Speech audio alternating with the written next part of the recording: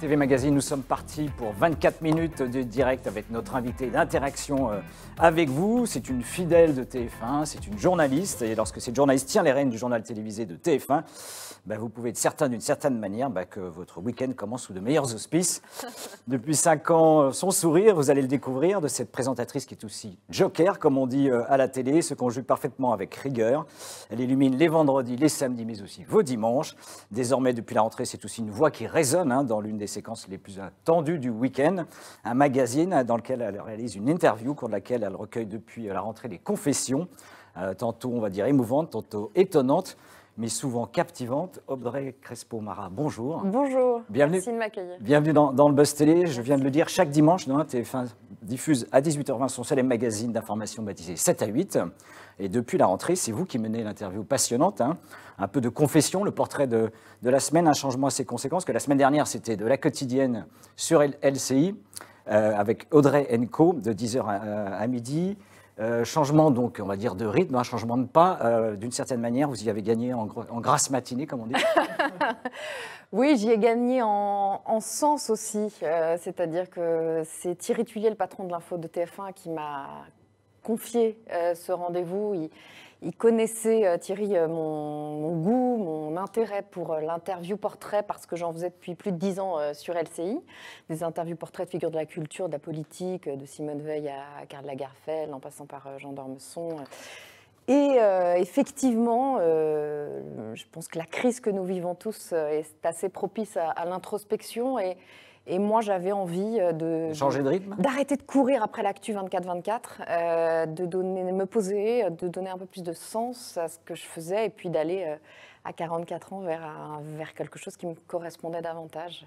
Et l'actu chaud, donc break news, comme on dit aujourd'hui, vous manque pas? Pour l'instant, non. Non, l'interview... L'émission Audrey Co, donc, qui était sur la grille depuis 2 ans, s'était bien installée. On faisait 3-4% de part de marché quand la chaîne était à 1%, donc on était vraiment bien installés.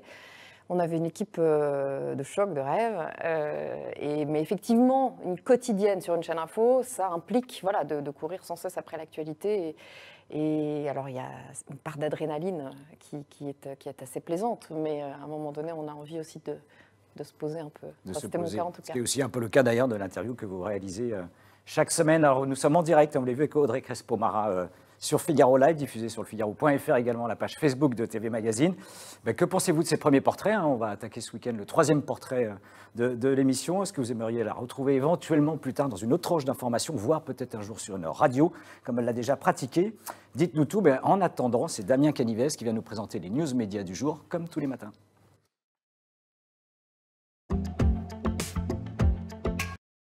Et on démarre. Bonjour Damien. Bonjour Philippe, bonjour Audrey. Bonjour. On démarre comme chaque matin par les audiences de la veille à la télé. Effectivement, alors c'est TF1 hier qui se hisse sur la première chaîne du podium, votre chaîne. Voilà, la première chaîne poursuivait la première saison de la série Grand Hôtel.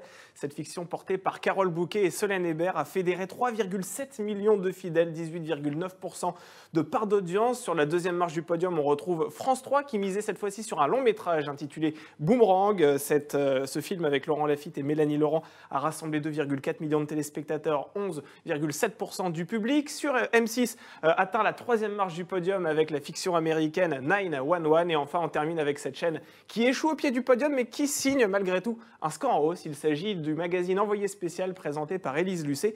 1,7 million de téléspectateurs, 8,5% du public. Il y avait notamment un sujet sur les vélos qui nous envahissent. Vous avez plutôt l'habitude de manier l'actualité, vous l'avez rappelé avec notamment la chaîne LCI et TF1. Quand vous êtes tranquillement installé dans votre canapé, vous regardez quoi à la télé? Alors hier soir, je regarde le journal en général, le 20h. On décroche pas quand même de l'actualité.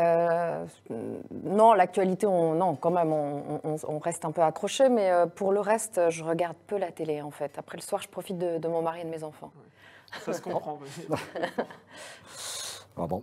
Et pas du tout de VOD, SVOD aujourd'hui à la mode, les fameux Netflix, Amazon Prime, pour les séries évidemment, ou les oui, films. bien sûr. Oui, à la carte, oui. C'est comme la plupart des Français aujourd'hui. Je crois que ils sont plus de 7 millions, je crois, ne serait-ce qu'à Netflix, sans leur faire de pub actuellement. On poursuit, Damien, avec une des infos médias les plus importantes de cette saison. Ça elle touche d'ailleurs la grande maison TF1. On connaît enfin le nom de la personne qui remplacera Jean-Pierre Pernaut. Oui, cette semaine, notre consoeur du Figaro, Caroline Salé, a pris tout le monde de court en révélant son départ du 13h de TF1 après 33 ans de bons et loyaux services. Et hier, elle a dévoilé l'identité de la journaliste qui lui succédera en janvier prochain. Et tenez-vous bien, si vous n'êtes pas encore au courant, car cette nouvelle est très surprenante. Il s'agit de Marie-Sophie Lacaro, celle qui tient actuellement les rênes du journal télévisé de 13h sur France 2. Alors TF1 a officialisé cette belle prise de guerre, il faut le dire, en fin d'après-midi dans un communiqué où Thierry Tuillier, le patron de l'information du groupe, salue sa solide connaissance du terrain et sa connaissance des régions. Alors quand Marie-Sophie Lacaro va-t-elle présenter son dernier JT sur France 2 ? Eh bien, c'était hier, il ne fallait pas manquer. Le Parisien révèle ce matin que Nathanaël de Rinxin, qui est le Joker depuis 12 ans, la remplacera dès aujourd'hui sans que l'on sache pour le moment s'il sera titulaire ou pas. Une question piège. Est-ce que Marie-Sophie Lacaro, c'est la personne clé idéale pour ce JT de 13 heures? Je croyais que je vais vous dire non. Non, pas du tout. Vous avez travaillé avec Jean-Pierre Pernaut. Oui, je connais bien Jean-Pierre. Moi, effectivement, j'ai fait mes premiers reportages pour les 13 heures de Jean-Pierre dans une première vie. Quand je suis arrivée à TF1 en sortant de l'école de journalisme, j'ai été reporter pendant 10 ans à TF1. Donc, mes premiers reportages, je les ai faits pour Jean-Pierre, pour Claire Chazal, pour Patrick Poivre d'Arvor. Donc, c'est le dernier des Mohicans, en quelque sorte. Et Jean-Pierre, oui, moi, j'ai été... très émue d'apprendre qu'il faisait le choix de partir. C'est une lourde page de 33 ans. Il est incroyable. Moi, je le trouve unique. Il a inventé son journal, très ancré dans les régions, ce qui était une idée géniale, qui a été à l'époque assez critiqué par certains et qui s'est très bien installé, qui aujourd'hui est toujours roi de la part de marché fait des scores de près de incroyables, 50%. des audiences incroyables. Et voilà, et quelle incarnation. Donc c'est pas évident de passer après lui, de lui succéder, mais je lui souhaite, écoutez, on souhaite évidemment la bienvenue à Marie-Sophie Lacaro et c'est Gilles Pélisson et Thierry Tuillier, donc Gilles Pélisson, patron de TF1, Oui, et Thierry Tuillier, le patron de l'info de TF1, avait à cœur de choisir la personne que je juge la plus à même de succéder à Jean-Pierre aux 13h. Donc on lui souhaite la bienvenue, on a hâte de l'accueillir. Et puis voilà, elle est rayonnante, elle est très ancrée dans les régions. Donc oui, effectivement, c'est le profil parfait, semble-t-il. Alors pourtant, votre nom était cité et avancé comme éventuellement l'une des candidates sérieuses. Il y avait aussi Pascal Latour-Dupin, qu'on peut citer, Bénédicte Le Châtelier, même voir Tatiana Silva. Est-ce que d'aller chasser l'extérieur finalement de ta fin, alors qu'on a des talents féminins, c'est paraît bizarre, non ? Ah là, il faut interroger Thierry Tuillier. Mais non, moi, je n'étais pas candidate, donc je ne peux pas vous dire que je suis déçue ce matin, que j'aurais trouvé normal. Je suis très heureuse pour elle, si c'est son souhait. Et moi, je commence un nouveau défi à 7 à 8 et j'en suis très heureuse. Vous êtes quand même toujours joker, on peut le rappeler, Ouais, le JT d'Anne-Claire Coudray. Est-ce que l'idée d'un jour de devenir titulaire, j'imagine qu'on vous l'a posé 1000 fois? C'est vrai. Est-ce que vous y avez répondu 1000 fois? C'est ça la question. Mais différemment. Oui, enfin, quand on commence, évidemment, oui, on a plutôt envie de prendre un journal, de prendre la tête d'un journal et puis d'y mettre sa marque. Et je vous avoue que là, je me suis faite à ce rythme-là qui me convient très bien, c'est-à-dire que pendant les vacances des téléspectateurs, souvent, moi, je retrouve la rédaction où j'ai grandi et je retrouve les rédacteurs en chef, Antoine Guillot, Guillaume Debré, Axel Cariou, avec qui j'ai passé de nombreuses années à TF1 et qui, voilà, c'est une équipe de choc. Donc on a grand plaisir à se retrouver, tout en ayant pour moi, là, maintenant, un projet qui me tient à cœur et un très beau défi. Donc que demander de plus, tout va bien. Demander de plus. Jean-Pierre Pernaut vous manquera quand même? Bah oui, évidemment. Évidemment. Il manquera à tout le monde, je pense. Et puis après, voilà, une autre page s'écrira pour TF1. C'est dit. On termine les news médias, ces infos médias, avec les audiences radio, cette fois-ci de Médiamétrie. Oui, alors rien de très reluisant pour ce média, malheureusement, qui se prend lui aussi le coronavirus en pleine figure. Toutes les radios généralistes accusent une baisse plus ou moins importante par rapport à l'année dernière, mais c'est bien France Inter qui conserve son leadership avec une audience cumulée de 5,5 millions d'auditeurs, creusant ainsi l'écart avec RTL qui se trouve 800 000 paires d'oreilles plus bas. France Bleu complète le podium et Europe 1, malheureusement, dégringole encore avec 2,3 millions d'auditeurs. Côté radio musicale, c'est Énergie qui caracole largement en tête des audiences devant Nostalgie et Skyrock. Alors la radio, vous connaissez, Europe 1, vous connaissez aussi, parce que vous avez mené l'interview politique 2018-2019. Ça vous manque pas la radio, un peu finalement, cette interview? Je l'ai faite pendant une année, donc je ne peux pas dire que ça me manque. Enfin, je n'ai pas eu le temps vraiment de m'installer à ce poste-là. Donc, je regrette pour les équipes d'Europe 1 que la station n'aille pas mieux aujourd'hui. Compliqué d'essayer de redresser une radio? Très certainement. Je pense qu'il faut un cap et le maintenir. Et que quand on change de cap tout le temps, c'est compliqué de faire revenir les gens. Ouais. Dès que la radio est le média de la stabilité, Bah, très oui, compliqué pareil. à tenir. Merci Damien pour ces news médias. Et on se retrouve tout de suite donc, avec Audrey Crespo-Mara pour vos questions dans l'interview du Buzz Télé.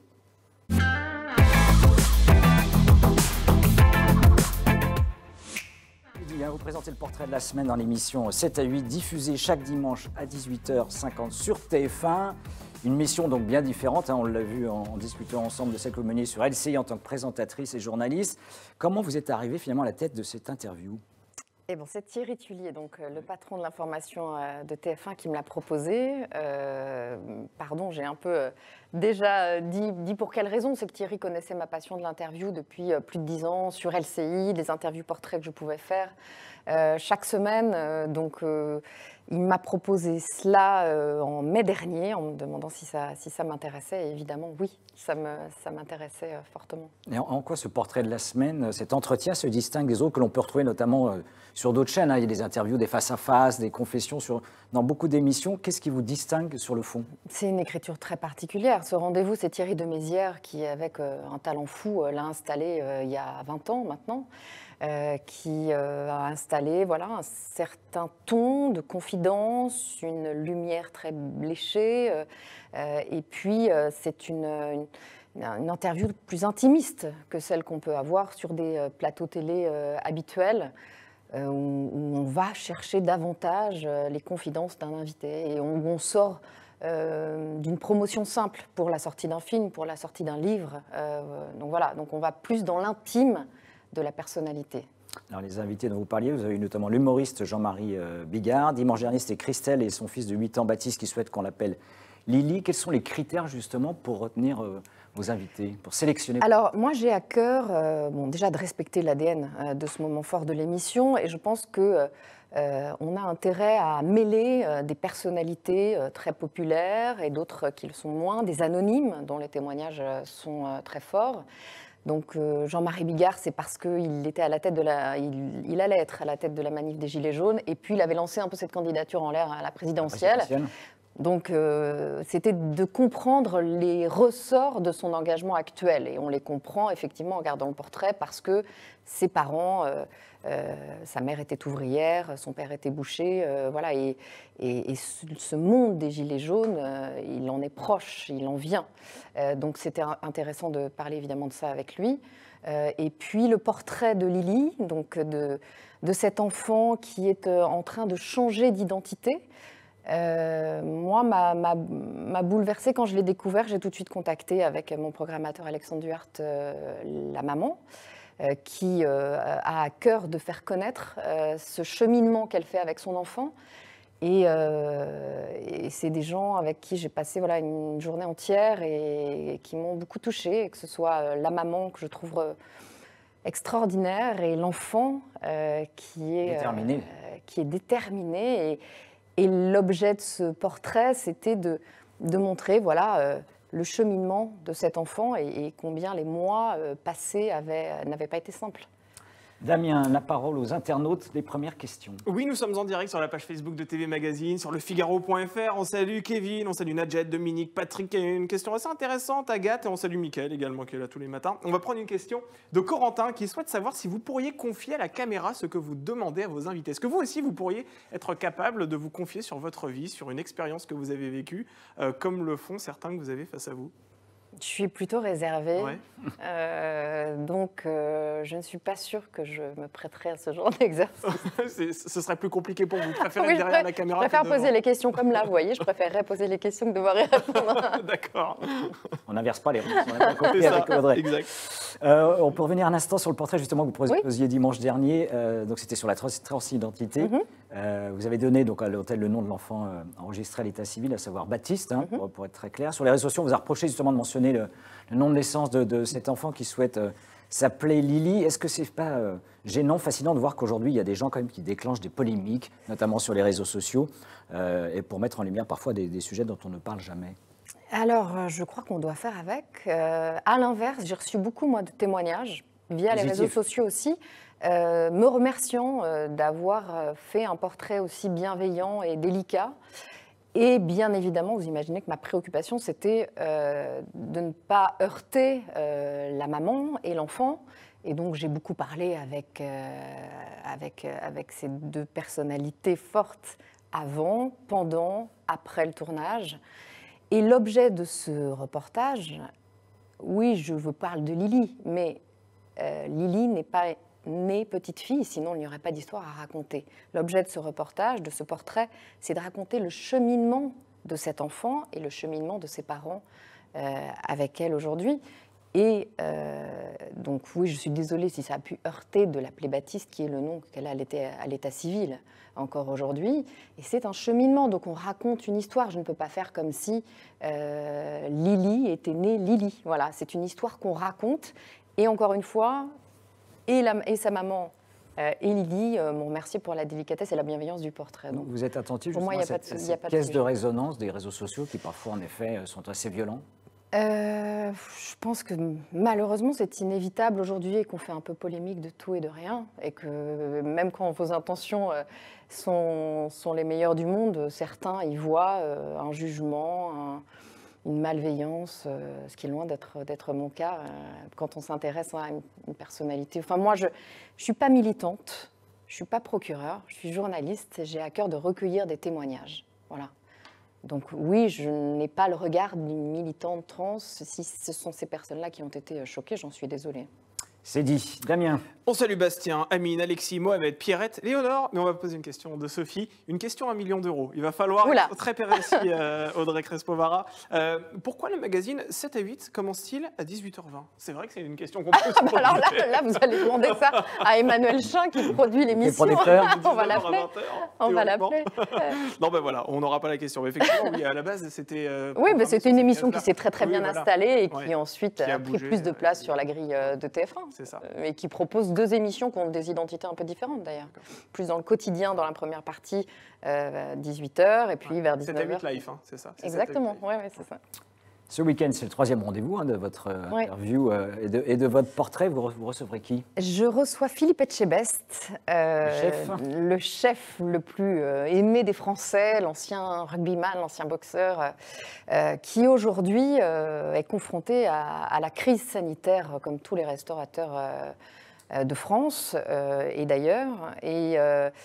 Et voilà, et Philippe Etchebest, on le connaît pour son franc-parler, pour son caractère bien trempé, pour ses coups de gueule. Et lui aussi, aujourd'hui, est-ce qu'il n'a pas un genou à terre? Il a dû fermer son restaurant pendant plus de 2 mois et demi. Il a des pertes considérables, 400 000 euros. Donc comment vit-il cette crise? Quelles sont ses craintes? On parlera de son père qui a passé, comme lui, sa vie derrière les fourneaux. Sa relation avec lui est assez intéressante et sa relation est encore plus intéressante, je trouve, avec sa femme qui est... ils sont fusionnels tous les deux et donc c'est leur relation à travers cette crise aussi. Voilà, c'est un portrait qui me semblait intéressant. Et en dépit de la crise, il reste positif? Eh ben, vous verrez. On verra. C'est pas si simple. Damien. Allez, on salue Yves, Auréline, Louisette. Mais on va prendre une question de Nicolas. Alors voilà, c'est pas un secret de dire que vous partagez le quotidien de Thierry Ardisson, qui est un grand monsieur de télévision. Et il souhaite savoir si vous vous donnez mutuellement des conseils. Est-ce qu'il vous conseille? D'ailleurs, est-ce qu'il vous a conseillé pour le portrait de la semaine, lorsque vous avez été confronté à cette proposition? Est-ce qu'il vous a dit oui, vas-y, ou fais attention? Non. Enfin, non. Ouais. Bah, oui, Thierry, ça fait plus de 10 ans qu'on est dans la vie l'un de l'autre. Ouais. Donc, c'est... Ça parle un peu de télé à la maison. Oui, voilà. Oui, ça parle un peu de télé. Non, mais bien évidemment, on échange. Ouais. On échange. Aujourd'hui, je vous avoue, son talent et son expérience sont uniques. Ouais. Moi, je l'adore, je l'admire. Enfin, voilà. Mais les conseils aujourd'hui, je les prends plutôt auprès du rédacteur en chef de l'émission, Philippe Pécoul, du patron des magazines de TF1, Pascal Pining. Voilà, c'est dans ce contexte-là que je travaille. D'ailleurs, il nous manque un petit peu à la télévision, Thierry Ardisson. Il revient quand il va revenir. Il va revenir. C'est pas à moi de vous l'annoncer. Alors, vous pouvez, vous savez, on est entre nous. On n'est que 3 sur ce plateau. On parlait de Netflix, on parlait de France 2, qui avait quelques approches et discussions en cours. paraît-il. Vous le reverrez bientôt. On le reverra. Est-ce qu'il y a des invités, justement, que vous rêvez de recevoir au cours de votre portrait, de votre interview? Oui, il y en a beaucoup que j'approche, parce qu'en fait, il y a tout un travail d'approche, voilà, un peu sous-marin. Donc moi, depuis que je sais que ce rendez-vous m'est confié, je vois beaucoup de monde, je vois des personnalités dont la parole est rare, qui refusent de s'exprimer. J'ai encore passé 1 heure avec une personnalité politique qui refuse de s'exprimer à raison, parce qu'il y a eu une lourde affaire, voilà, qui l'a mis un peu hors de la scène politique et médiatique. Donc j'essaie de recueillir cette parole-là. Et puis, oui, il y a des personnalités rares que j'essaie d'attraper. Exemple? J'aimerais beaucoup bientôt recevoir, mais ça se fera, Gérard Depardieu, Laetitia Hallyday, Carlos Ghosn, Brigitte Macron. Voilà, ce sont des personnalités qui sont assez rares et avec lesquelles je suis en discussion. Et vous avez déjà essuyé des refus, justement, de gens qui ne souhaitent pas du tout apparaître? Des refus, j'ai un refus pour l'instant de Jacques Dutronc, mais je ne désespère pas, je retenterai ma chance dans quelques semaines. En Corse. Oui, bah, il est très rare. Voilà, ce qui nous intéresse tous, c'est d'avoir évidemment les paroles de personnalités qui ne sont pas tous les 3 matins à la télé. Bon, Jacques Dutronc, si tu nous écoutes, ça, le message doit être entendu. Damien. Alors, on va prendre une question de Anne qui souhaite savoir sur Twitter quelle émission rêveriez-vous de présenter? S'il y avait vraiment une émission idéale, un programme dont vous avez toujours rêvé secrètement, ce serait lequel? Hormis le portrait de la semaine, bien sûr. Alors, je vous avoue que j'ai pas du tout d'idée en tête. Vous aimeriez faire une petite incursion dans l'univers du divertissement? Il y a certains journalistes qui manient beaucoup l'actualité, qui aussi de temps en temps vont faire un petit tour du côté divertissement. Samuel Etienne, par exemple. Comme quel type d'émission? Un jeu? Vous pourriez animer un jeu, par je exemple, quelque chose pas, comme ça? Non, pas du tout. Je ne pense pas que je sois faite pour ça. Non. Et une incursion dans la fiction, dans les séries. Ah oui, certains animateurs ou journalistes aujourd'hui, c'était assez à la mode. Stéphane Bern, par exemple. Ouais, non, c'est pas quelque chose qui m'intéresse pour le moment, en tout cas. Non. On reste sur l'info. Damien, Exactement. autre question Oui, exactement. Alors, je vais prendre cette fois-ci une question de Charlotte. Tiens, Charlotte qui souhaite savoir, est-ce qu'il y a une rencontre particulière qui vous a particulièrement marqué dans votre carrière? Est-ce qu'il y a des... Outre Jean-Pierre Pernaut, dont on a déjà parlé. Ouais, exactement. Il y en a plusieurs, dans les personnes que j'ai interviewées, Oui, plutôt, j'imagine. Oui. Il y en a plusieurs. Il y a Simone Veil que j'ai interviewée. Ouais. J'étais toute jeune journaliste et j'étais face à une légende. Donc, et cette femme était incroyable de dignité. On parlait évidemment de sa vie, de la Shoah, des camps. Et donc, c'était un témoignage bouleversant. Et moi, j'étais toute petite. Donc, j'étais assez impressionnée par cette femme. J'ai adoré interviewer Jean d'Ormesson maintes fois. Avec lequel vous postez une photo d'ailleurs sur votre profil Twitter que je suis allée voir ce matin. Vous avez une photo avec Jean d'Ormesson. Oui, il m'accompagne. J'ai fait sa dernière interview en fait quelques semaines avant sa disparition. Donc, vous savez, quand il y a des personnalités auxquelles vous vous attachez un peu plus que d'autres. Et je regrette par exemple de ne pas pouvoir faire son portrait de la semaine dans 7 à 8 par exemple. Alors, outre 7 à 8, je l'ai dit tout à l'heure, vous reprenez les commandes du JT. C'est quand les prochaines vacances? Donc, ce ne sont pas les vacances pour vous? Oui, en fait, moi, je suis là pendant les vacances scolaires. Donc, je serai là le week-end du 17 octobre. 17 octobre. Vacances de la Toussaint. Et puis, il y aura Noël, et puis le jour de l'an. Voilà. Cette vie décalée, c'est facile à vivre, justement, pour un foyer? Ça va. C'était un peu plus compliqué quand mes enfants étaient plus petits. Maintenant, ils sont grands, donc ils ont moins besoin de moi. Mais ça va, on s'est fait à ce rythme-là. Franchement, tout va bien. Je ne vais pas à l'usine. Hein. Je vais présenter des journaux télévisés avec des équipes que j'adore. Et mon mari et mes enfants, on s'organise autrement. Voilà. C'est assez simple, finalement. C'est assez simple. Merci Audrey Crespo d'être venue dans le Buzz TV. Donc, je rappelle, vous présentez le portrait cette semaine dans 7 à 8. Oui. C'est le dimanche à 18h20 sur TF1 et nous recevrons lundi un nouvel invité. Exactement, Philippe. Mais vous savez quoi? J'ai pas envie de vous le dire aujourd'hui parce que ce sera un invité exceptionnel. Donc j'ai envie que vous veniez lundi pour voir à quoi il ressemble. Voilà, c'est un petit teasing sympathique. J'espère que vous allez y penser ce week-end en essayant de... Il travaille sur une grande chaîne, vous allez voir. Et il sera là lundi donc pour répondre à nos questions. Voilà. C'est bien de teaser comme ça. Écoutez, on essaye. Un happening avant le week-end. Merci Audrey Crespo et très bon week-end. Merci à vous, bon week-end. Bon week-end.